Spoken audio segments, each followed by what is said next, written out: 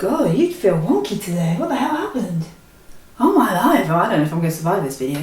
Hey, so today I wanted to address a little thing that is kind of annoying, but it's also a little bit confusing. And it's annoying because it's confusing, and it's confusing because it's annoying, and it's just, it's a vicious cycle really. Today I want to try and answer the question, what is a polyglot? A polyglot is something that it's a word I've never really heard of, to be honest, until very recently, until the past 5 years, let's say. And so the fact that I hadn't heard of this word means that a lot of other people also hadn't heard of this word and still haven't heard of this word. But this word, polyglot, is now being used more and more and more within the sort of online language learning community. And I feel like for some people it kind of is scary, because they feel like, oh my goodness, I don't speak 17 languages, maybe I do speak 17 languages and I don't speak them to C2 level, that means I'm not a polyglot, that means I can't go to these events that have the word polyglot in the title. Oh, what a disaster. But I just want to say to the people that it's totally okay. See, the thing is about the word polyglot, there is no strict definition. Like if I, where's my phone? Let's do this right now. Okay, let's see, what is a polyglot? Let's check and see what the old search engine extraordinaire begins with a G says. Are you trilingual? Are you monolingual, bilingual, trilingual, multilingual, or a polyglot? See, there you go, multilingual and polyglot are being used separately, even though technically poly means multiple, like many, like a polygon is a shape with many sides, right? And then glot is like language, kind of like in one of my favourites, glottal stop. But, so it just means multiple languages.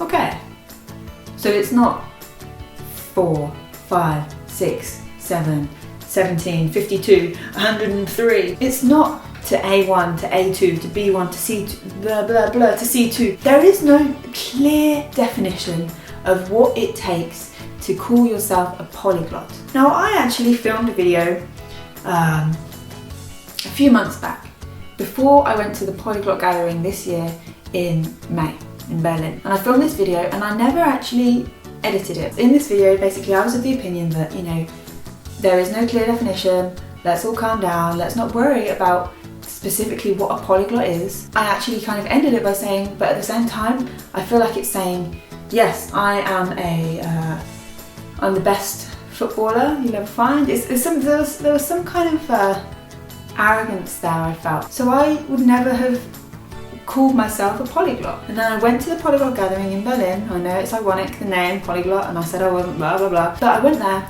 and I went to one talk by Richard Simcott, who I'm sure you've heard of if you're watching this video, and he outlined, for him, the definition is changing, and a polyglot is someone, for him, who actively goes forward and learns languages for no particular reason, just for the pure love of language and the love of learning language and the love of communicating with people via different languages. And I thought this was so beautiful. It's so open, it's so accepting. There is no definition, there is no specific number, specific requirement that you have to achieve, that you have to attain before you can say, yeah, I'm a polyglot, before you can say, yeah, I'm going to go to the Polyglot gathering or the Polyglot conference. No, if you love language, and I'm telling you this like from the heart because the battery's about to die. If you love language and you actively learn languages and you enjoy that process and you have no limit to what you want to do and how many languages you want to learn,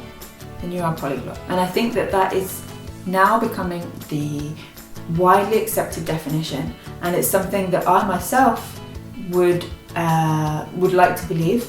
I want, for me, this is the new definition of what a polyglot is. I hope that clears something up. What do you think? Do you agree with this definition? I've very much taken this definition that I use myself from Richard Simcott. So thank you to Richard for sharing his opinion on this in Berlin. It really helped me personally to kind of get a much broader perspective of this word, and that's what I wanted to share with you today. But do you agree? Is this your opinion?